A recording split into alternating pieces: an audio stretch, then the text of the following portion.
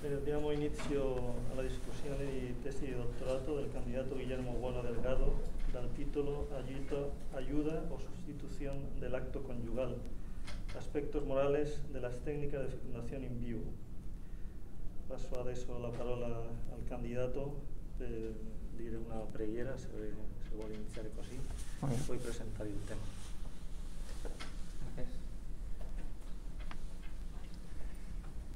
Dios te salve María, llena eres de gracia, el Señor es contigo, bendita tú eres entre todas las mujeres y bendito es el fruto de tu vientre Jesús. Santa María, Madre de Dios, ruega por nosotros pecadores, ahora y en la hora de nuestra muerte. Amén.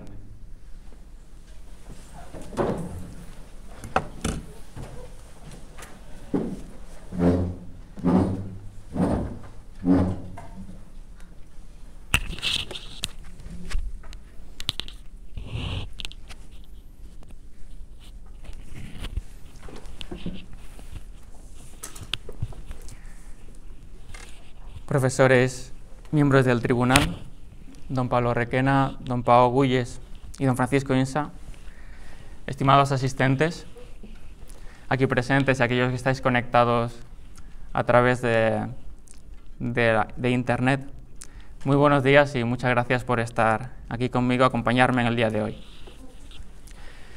Agradezco también a la Congregación para la Educación Católica y a la Universidad de la Santa Cruz por haber dado la posibilidad de realizar la defensa en el día de hoy en tales circunstancias.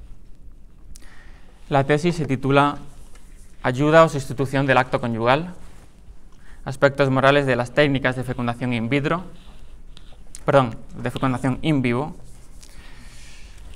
y este título hace referencia al siguiente contexto.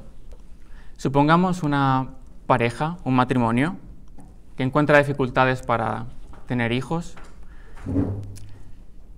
algo que con cierta frecuencia ocurre en el mundo de hoy, por relaciones muy distintas. Normalmente estas parejas suelen acudir cuando se han agotado otras posibilidades, suelen acudir a técnicas de reproducción, a clínicas especializadas. Y entre esas técnicas existen de diferentes tipos, dependiendo de cómo sea la causa o la patología que cause el problema. Estas técnicas pueden ser de dos tipos: extracorpóreas, si la fecundación tiene lugar fuera del cuerpo de la mujer, o intracorpóreas, en el caso de que la fecundación tenga lugar dentro del cuerpo de la mujer. Algunas técnicas, por ejemplo, extracorpóreas, conocidas, pienso por todos, son la FIVET, que es la fecundación in vitro tradicional con posterior transferencia del óvulo, del embrión al útero. Otras técnicas menos conocidas son el ICSI, que es la inyección de un espermatozoide dentro del óvulo. Otra es la CIFT, que es la transferencia del cigoto a las trompas de falopio, y así existen otras más. En cambio, las que se centra más esta tesis son las técnicas intracorpóreas, que básicamente dependen de si se transfieren o se manipulan uno o los dos gametos y en el lugar en el que se sitúan. Puede ser la más tradicional, la inseminación asistida, con sus variantes. Puede ser la transferencia de óvulos a las trompas, que se llama LTOT. Puede ser la transferencia de ambos gametos, de los óvulos y espermatozoides, que se denominaría la GIFT. Y luego otras técnicas un poco menos conocidas son INVO, el método INVO, que consiste en realizar un cultivo intravaginal de gametos para la fecundación in vivo y luego transferir el embrión. Y otra técnica que se llama DIFI, que es una inyección de espermatozoides dentro de un folículo dentro del ovario. Las más conocidas de estas técnicas y las más usadas y con mayor tasa de éxito son las que se basan en la fecundación in vitro o extracorpóreas. Pero estas técnicas han sido declaradas ilícitas e inmorales por el magisterio de la Iglesia, porque no respetan la dignidad de la persona humana. Principalmente los documentos que hablan de estas técnicas son la Donum Vitae y la Dignitas Personae. Entonces surge la siguiente pregunta: ¿qué podría hacer un matrimonio cristiano que desea vivir conforme a la dignidad de la persona humana y respetar la dignidad de la vida que comienza?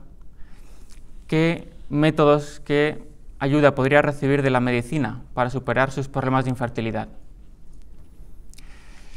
El magisterio no se ha definido explícitamente sobre estas técnicas, sobre la GIFT, sobre la LTOT, sobre el método INVO, pero ha dado un criterio, que es que el medio técnico no debe sustituir el acto conyugal, sino ayudarlo, para que alcance su finalidad natural.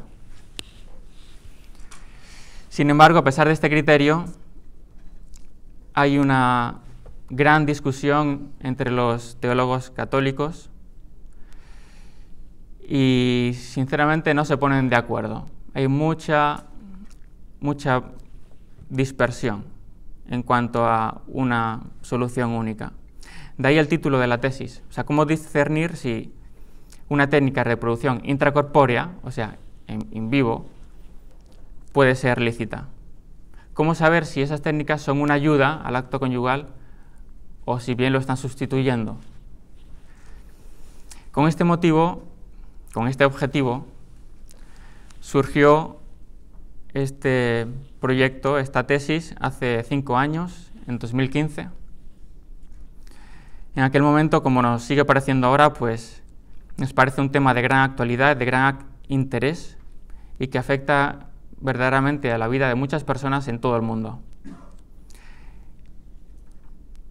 Sin embargo, es un tema complejo, de no fácil solución, y se demuestra por el hecho mismo de que muchos teólogos no se ponen de acuerdo y prácticamente todos parten de los mismos principios, de los mismos presupuestos. Todos parten del criterio que propone el magisterio de la Iglesia.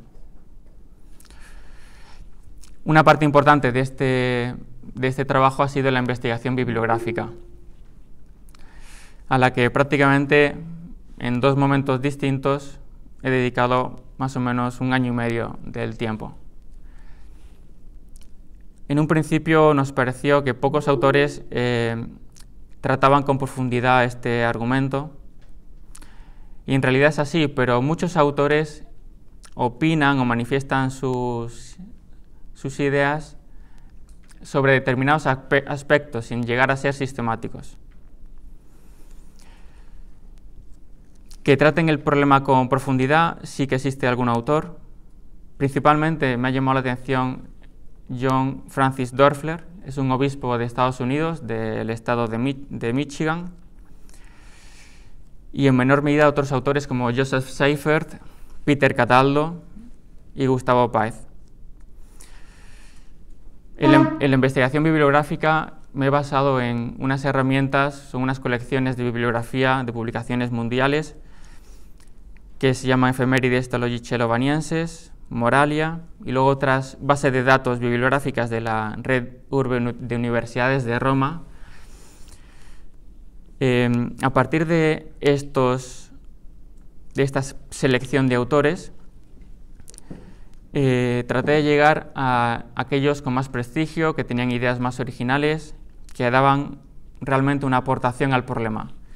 Llegué a seleccionar unos 400 publicaciones, de las cuales al final, tras estudiarlas, seleccioné unas 90, que son las que aparecen en la bibliografía de la tesis. Estas publicaciones son independientes de las publicaciones magisteriales y de aquellas publicaciones médicas que me han servido para la descripción y el desarrollo de la fisiología que trato en uno de los capítulos. Querría hacer referencia sobre algunas cuestiones que me han llamado especialmente la atención durante el desarrollo de la tesis. Podríamos decir que me han causado una cierta impresión. En primer lugar, traté de entender la extensión del problema. Es decir, tratar de entender para quiénes es importante saber si una determinada técnica intracorpórea es lícita o no. Es decir, aquí, diciéndolo un poco más coloquialmente, ¿a quién le importa el tema de la tesis? Para ello estudié fuera de la Iglesia Católica a otras confesiones cristianas de relevancia, como son las comunidades anglicanas, luterana y calvinista, la Iglesia Ortodoxa. También estudié el judaísmo y el islamismo. Además de la literatura correspondiente que tuve que consultar, me puse en contacto con algunas personas con una cierta relevancia que me pudiesen aconsejar sobre cada una de estas confesiones. Y personalmente, de las cosas que me han enriquecido mucho en esta tesis son el hecho de haber podido contactar a personas en todo el mundo, en diferentes lugares del mundo, que me han podido dar consejos que al final me han servido bastante y me han ayudado a hacer la investigación correctamente. Entre ellos, puedo citar el profesor Petros Panagiotopoulos, es profesor de la Universidad Aristóteles de Tesalónica, en Grecia, el profesor Nigel John Vigar, de la Universidad de Oxford, en Inglaterra, el profesor Fernando Fischel-Slagen, profesor de Filosofía Judía Aplicada en la Universidad Nacional en Argentina, el profesor Mohamed Haddad, de la Universidad de Cartago, en Túnez. Después de cruzarme algunos correos con ellos y de estudiar la bibliografía conveniente, llegué a la conclusión de que por un camino o por otro, fuera del catolicismo, a pesar de que respetan la dignidad de la vida humana, etc., pero justifican o encuentran soluciones para justificar la fecundación in vitro o extracorpórea. De tal manera que al final el problema de la licitud de las técnicas de fecundación in vivo o intracorpóreas principalmente tiene interés en el ámbito de la Iglesia Católica. En un segundo lugar, me ha llamado también la atención el hecho de que dentro del ámbito católico son pocos los médicos que se atreven a afrontar la cuestión de las técnicas de ayuda, dado que desde el punto de vista moral es un tema controvertido y el médico católico muchas veces tiende a separarse un poco del problema para no meterse en líos. Pero algunos profesionales sí que lo hacen.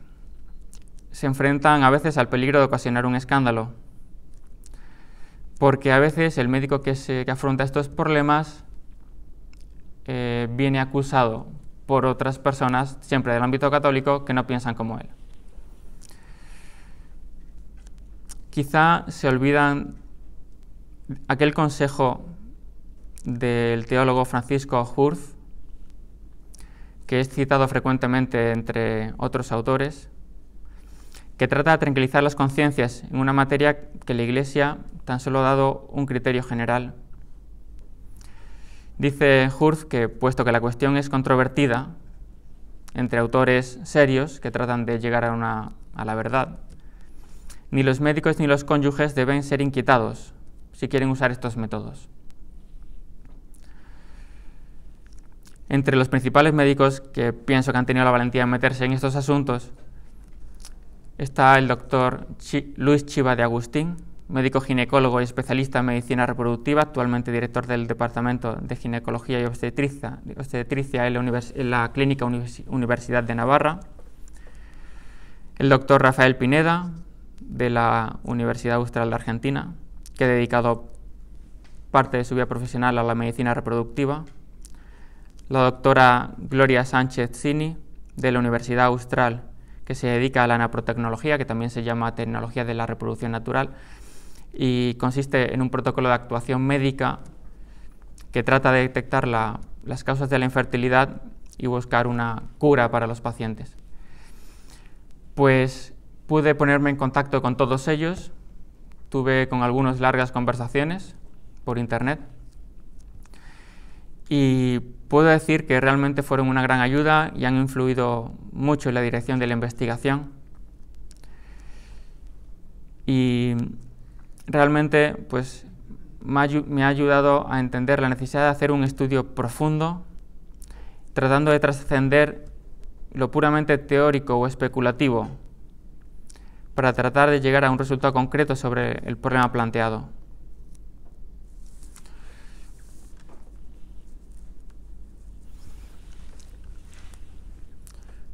Al profundizar en la fisiología humana, en la biología que hay detrás de la procreación, en las enseñanzas del magisterio y en la discusión teológica previa, pues he llegado a plantear una serie de propuestas que ahora puedo comentar brevemente.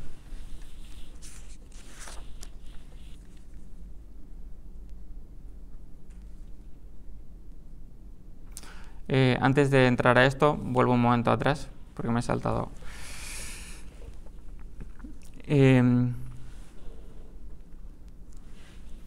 Bien, en un principio estudié a los autores que han tratado de aportar o dar una síntesis de criterios para tratar de resolver el problema. En especial, hay un autor que se llama John Francis Doerfler, que realiza un estudio sistemático concluyendo una serie de criterios que en mi opinión son justos y válidos, y entre ellos figuran los siguientes. En primer lugar, que el acto conyugal debe ser la causa principal de la concepción. En segundo lugar, el respeto de la continuidad lógica y temporal del proceso iniciado por el acto conyugal. Es decir, una vez que se realiza el acto conyugal, empieza un proceso biológico, el cual debe tener una continuidad, sea desde el punto de vista temporal como desde el punto de vista causal, es decir, la causa de procesos que se dan uno detrás de otro, que culmina con la fecundación. Pues debe existir una continuidad en este proceso sin romperse. En tercer lugar, Doerfler dice que la técnica solo debe eliminar los obstáculos para permitir que el proceso se ejecute correctamente. Sin embargo, al interpretar estos criterios, concluye que la mayor parte de las técnicas intercorpóreas son ilícitas,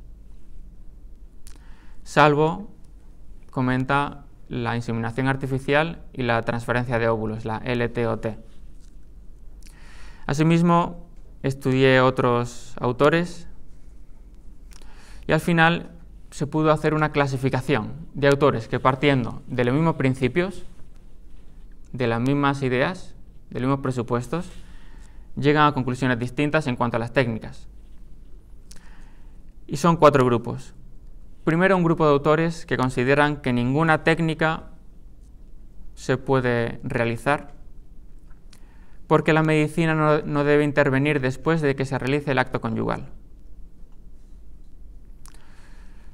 Otro grupo de autores aprueban únicamente la transferencia de óvulos, al considerar lo que es un proceso independiente del proceso procreativo en sí. Otros consideran lícita la inseminación artificial, pues consideran que realmente ayuda al acto.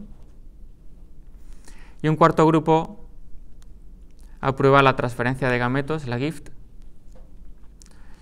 y todos los anteriores porque consideran que no se rompe la cadena causal y temporal del proceso. Sobre el método INVO y sobre el método DIFI, que era la inyección intrafolicular, pues al no ser tan conocidas prácticamente no se definen. Tras estudiar a todos estos autores, consideré que la única manera de seguir avanzando en el problema era estudiar la fisiología de la procreación natural, en vista a comprender mejor qué se realiza en cada una de las técnicas, y así poder ver exactamente qué es lo que se está sustituyendo y qué es lo que se está ayudando cuando la medicina interviene en la procreación. Así me propuse estudiar a fondo lo que he denominado la historia de los gametos, es decir, del óvulo y el espermatozoide, desde su origen hasta su encuentro en la fecundación, qué recorrido hacen, cómo se generan, todos los cambios que sufren, qué diálogos hormonales se producen en todo este recorrido. Asimismo, estudié la profunda sincronización biológica que se da entre los aparatos reproductores masculino y femenino,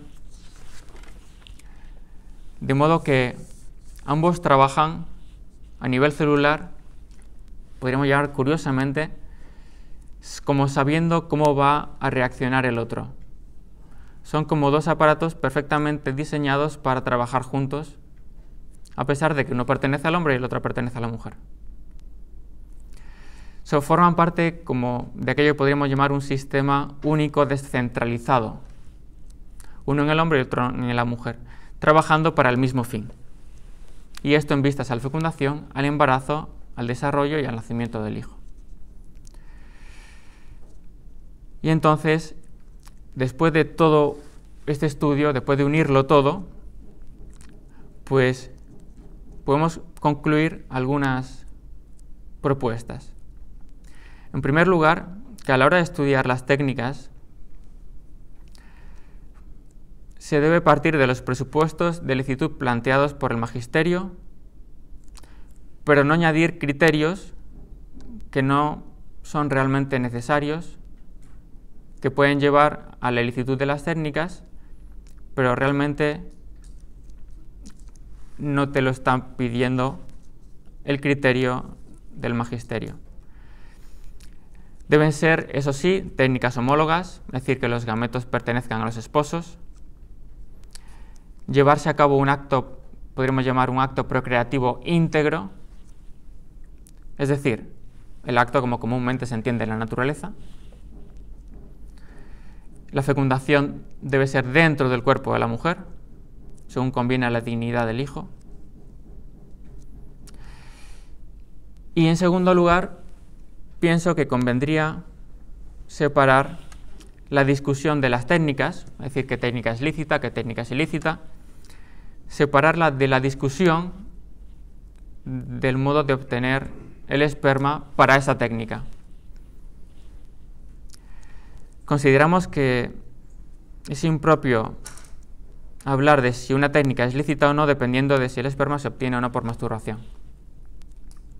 Son como dos cosas distintas.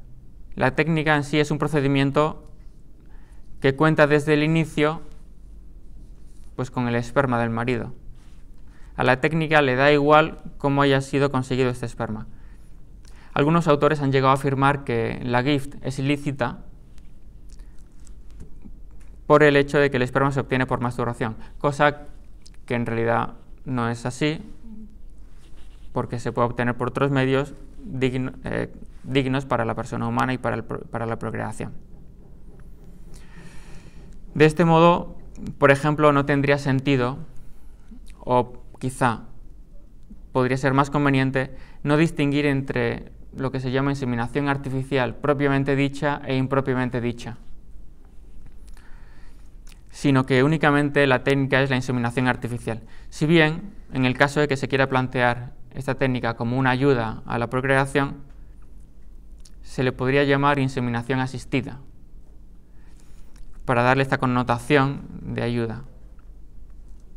Al mismo tiempo, consideraba que el nombre de técnicas de ayuda al acto conyugal puede ser ambiguo o confuso, porque en la mayoría de los casos el acto conyugal se realiza normalmente.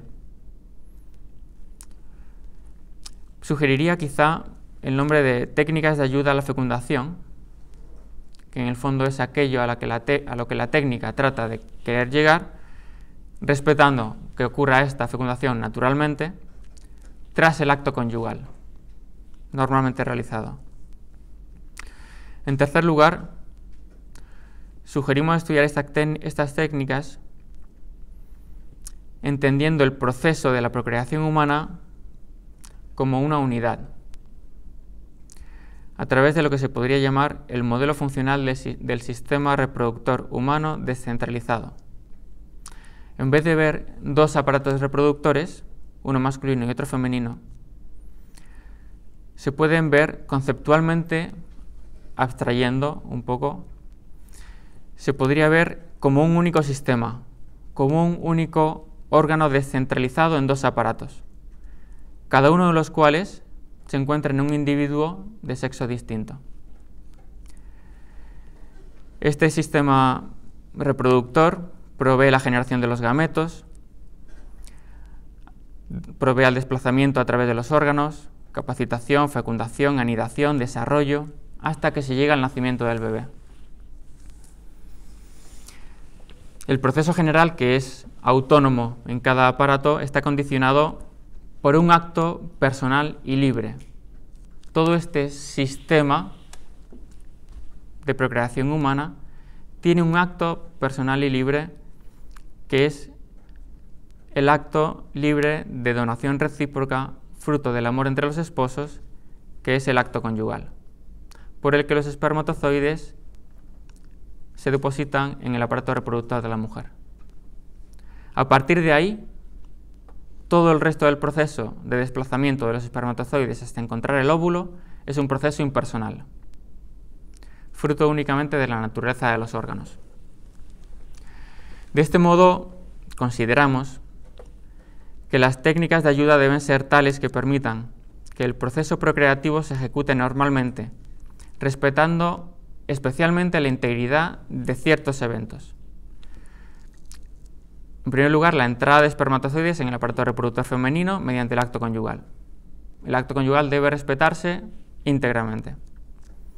En segundo lugar, la fecundación del óvulo en el interior de la mujer,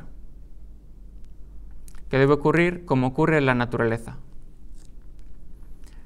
Y también, aunque forma menos parte del contenido de la tesis, el primer desarrollo del embrión y su nacimiento. Entonces, si estos eventos deben respetarse o son inviolables o intocables, ¿dónde puede ayudar la técnica? Pues diríamos en aquellos procesos que permiten que estos eventos, el acto conyugal, la fecundación, puedan tener lugar de manera natural. Por ejemplo, ayudar al desplazamiento de los gametos en su recorrido hacia las trompas, o si fuese el caso, ayudar al marido o a la mujer a que los gametos se produzcan con buena calidad, o ayudar al embrión en su implantación, si fuese posible hacerlo sin peligro para el embrión. Esto sería ayudar al acto conyugal normalmente realizado a que consiga su fin, como dicen las palabras del magisterio. Es decir, permitir que las funciones del sistema procreador humano realicen correctamente su cometido. De este modo, se respetaría la continuidad lógica de la cadena causal de procesos. Y al mismo tiempo, respetando los tiempos que se dan en la naturaleza, es decir, la esperanza de vida de los gametos, se respetaría la continuidad temporal del proceso. Y por último, una última consecuencia que se concluye de todo lo dicho es: parecen ser lícitas las técnicas médicas que se basen precisamente en el desplazamiento de los gametos, pues suponen facilitar el fin del acto conyugal, quitando los obstáculos que estos gametos encuentran en su camino para encontrarse.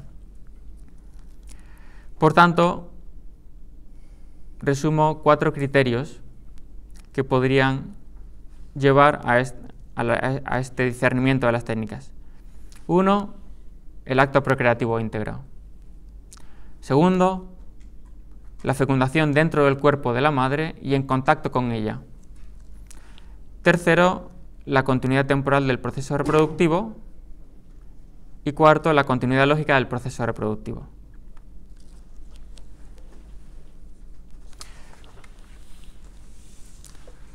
Acabamos así nuestro trabajo proponiendo una valoración moral de las técnicas de fecundación in vivo o intracorpóreas, por la que consideramos lícitos los procedimientos que se basan en el desplazamiento de gametos y respetan las premisas indicadas por el magisterio. Así pues, proponemos la licitud de la inseminación asistida, de la transferencia de óvulos, LTOT, de la transferencia de ambos gametos, la GIFT, y de la inyección intrafolicular. Y en cambio consideramos ilícita la técnica INVO, el cultivo intravaginal de gametos, porque emula en realidad las condiciones de la fecundación in vitro, donde una cápsula de tipo plástica, que es donde se cultivan los gametos, se convierte en una especie de laboratorio portátil, y porque la fecundación no se produce en contacto con el cuerpo de la madre, y porque la misma técnica requiere la inmediata extracción del embrión de la mujer. Bien, acabo así la exposición. Unas últimas palabras. Quisiera dar las gracias a don Pablo Requena por su constante apoyo en la elaboración de la tesis, por las sugerencias y las correcciones a lo largo de estos 5 años de trabajo, a don Francisco Insa por las aportaciones y sugerencias que me ha ofrecido en la correlación de la tesis, todas ellas muy convenientes, las cuales he incluido al texto y que sin duda pues, han mejorado el resultado y la calidad del trabajo. Agradezco a don Pablo Gulles los comentarios y sugerencias que ahora pues me hará. Querría agradecer también al doctor Luis Chiva, que tenía intención de conectarse, me dicen que se ha conectado, por la ayuda y porque realmente sus consejos me han ayudado mucho.